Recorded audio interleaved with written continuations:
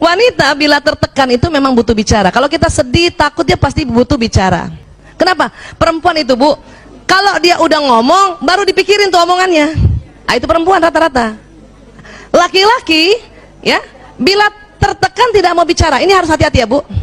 Kalau suami ibu sampai di rumah, kemudian ibu lihat, ya, dia kayaknya sedih banget mukanya, ya, karena 10 menit tadi. Setelah 10 menit masih sedih, kan ibu tanya kan, Abi sedih ya? Iya. Abi capek ya? Iya. Bu, kalau ibu sudah tanya suami yang mukanya tadi sedih setelah 10 menit ya, 10 menit pertama kan itu lazim, setelah 10 menit masih sedih banget, dan ibu tanya, dan dia bilang iya, tolong ibu tidak tanya-tanya lagi. Saya dulu salah. Waktu suami saya datang, saya lihat mukanya kan, ayah capek ya? Iya. Kenapa sih ya? Mau ya cerita sama aku kan istrimu, ibu dari 5 anak-anakmu. Apa kata suami? Diam. Itu sakit hati banget. Ya, laki-laki tidak mau diajak bicara, Bu. Kenapa? Ada otak laki-laki yang Allah kasih, tidak ada sama perempuan. Apa? Pada saat dia ada masalah, dia harus diam untuk mencari solusi sendiri. Makanya jarang laki-laki kalau ada masalah pergi konseling. Jarang. Kalau perempuan ada masalah pergi konseling, Bu. Kenapa? Supaya ada yang dengerin. Suami gue nggak dengerin, ya udah gue ke dokter Aisyah aja deh. Dengerin. Dan konsultan perempuan harus yang terlatih. Kalau enggak, dia juga pengen ngomong, Bu.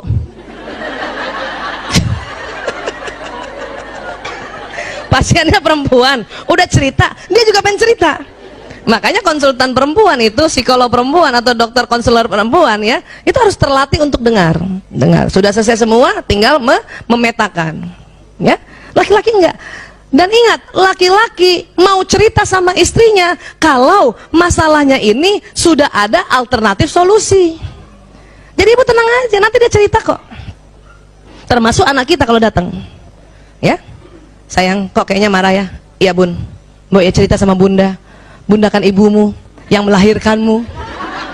Sebetulnya anak laki mau bilang diam, tapi takut durhaka. Enggak kayak bapaknya, langsung diam. Paham ya, Bu? Ya, biarin. Jadi gimana, Bu Aisyah? Bilang sama suami, ayah capek banget ya? Iya. Ini minum, ini makanan, ya. Kalau mau ngobrol, panggil aku ya. Nah, gitu. Gitu, udah kita jauh-jauh dikit. Biasanya sambil nonton TV tuh. Mukanya gitu, ya.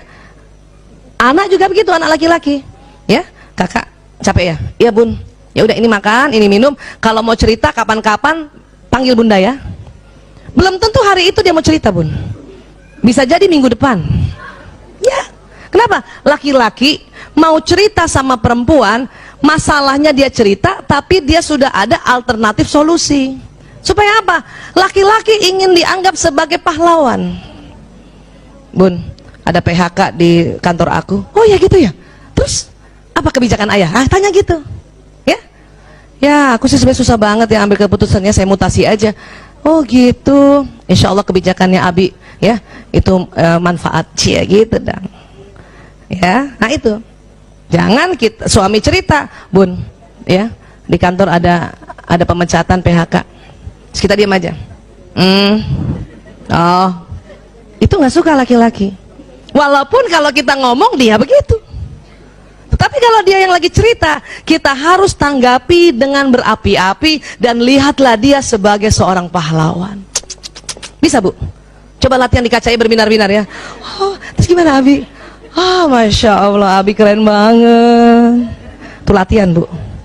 Kenapa? Karena laki-laki ingin selalu dikagumi. Ya, ingin selalu dikagumi. Oke? Nih, tadi saya bilang kan, perempuan kalau curhat hanya ingin disimak. Ingat, laki-laki ya kalau mendengar curhat selalu menawarkan solusi. Ibu, pada saat ibu curhat dan suami ngasih solusi, karena ibu yang sudah belajar duluan, langsung bilang, ya Allah, dia mencintaiku sehingga curhatku dia kasih solusi. Walaupun ibu gemes banget kan, bukan mau solusi, ibu cuma mau kamu denger aja gitu. Ayah, aku capek banget setiap hari nganter anak-anak sekolah naik motor.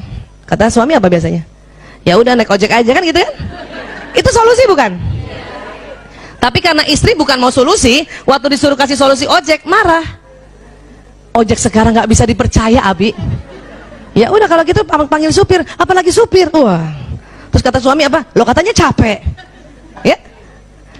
Sebetulnya perempuan hanya ingin didengar, dan kalimat yang paling senangi perempuan apa? Umi kasihannya capek banget. Ciela, ya Allah. Bu, saat itu juga nggak jadi capek. Betul. Suami saya udah paham tuh. Kalau saya ngeluh apa-apa, kasihan kamu capek, istirahat aja. Ciela. Padahal maksud dia udah diam, nggak usah ngomong. Tapi kalimatnya sudah belajar dia. Kalau dulu astagfirullahaladzim, ngasih solusi berantem, ngasih solusi berantem.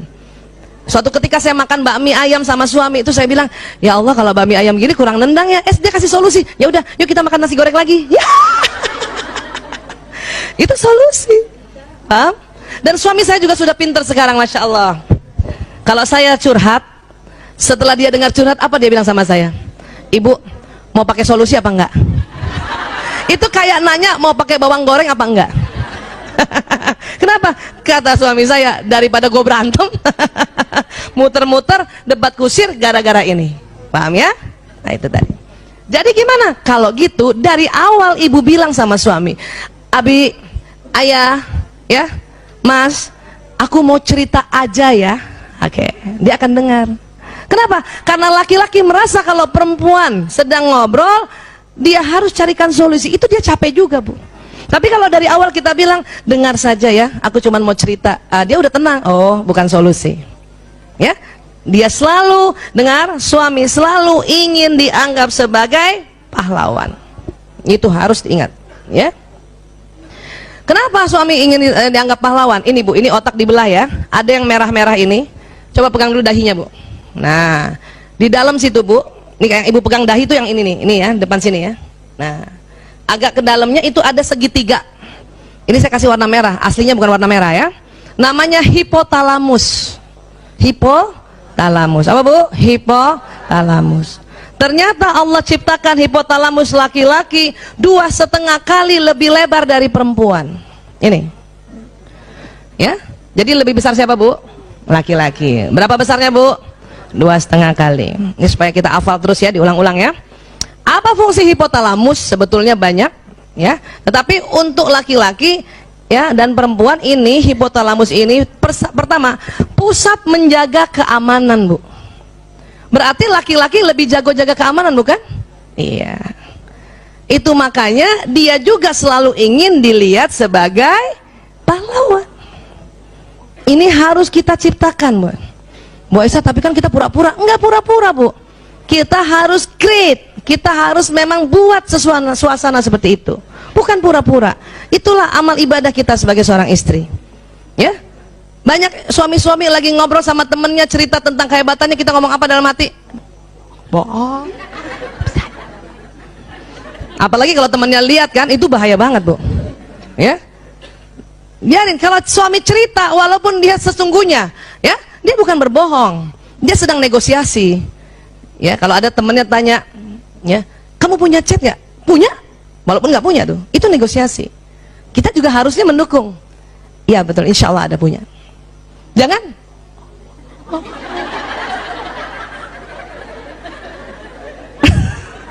Itu kalau suami tahu itu marahnya minta ampun Bu. Ya Allah, karena kita menjatuhkan, nggak mau dia. Itu yang bikin setiap hari akhirnya apa? Dia dendam sama kita. Sehingga dia mencari perempuan yang menganggap dia seorang pahlawan. Wah Allah, ya, paham ya Bu? Ini pusat. Kemudian apa lagi? Ini, kalau perempuan ini yang tebal nih, yang di tengah putih, namanya corpus callosum. Apa Bu? Corpus callosum. Lagi sekali lagi, corpus callosum. Yang mana sih Bu Aisyah? Itu otak di tengah Bu, bagian tengah tuh, putih. Nah, perempuan lebih tebal. Perempuan lebih tebal. Karena lebih tebal 30%, maka perempuan bisa mengerjakan lebih dari satu pekerjaan berbeda dalam satu waktu. Ibu sering gitu kan? Masak, suapin anak, balas WA, kakinya ngempel sambil balas WA. Balas WA, pantatnya tutup lemari gitu. Iya. Bu. Siapa ibu pernah kalau punya wastafel di kamar mandi, ibu sikat gigi kan? lihat jendela berembun kan? Itu sambil ngilap ya. Kadang kaki ngambil baju kotor yang jatuh.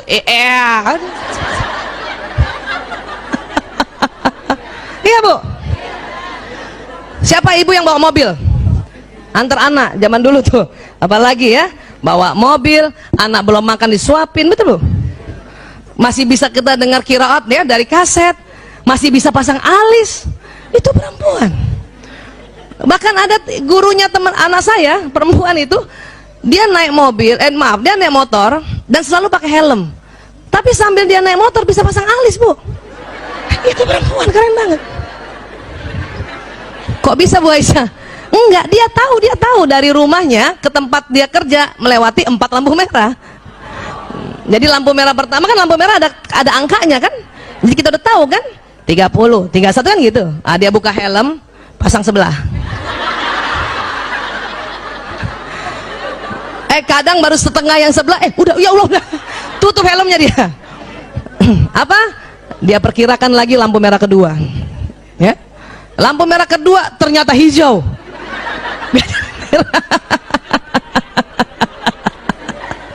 Lampu merah ketiga untung merah, dia buka betulin dikit, ya baru sebelah kan. Lampu merah keempat enggak merah, hijau. Makanya sampai pekarangan sekolah baru sebelah. Tapi itu nggak masalah. Sebelum taruh helmnya di pekarangan sekolah bikin satu lagi. Luar biasa. Itu karena otak kita yang korpus kolosumnya lebih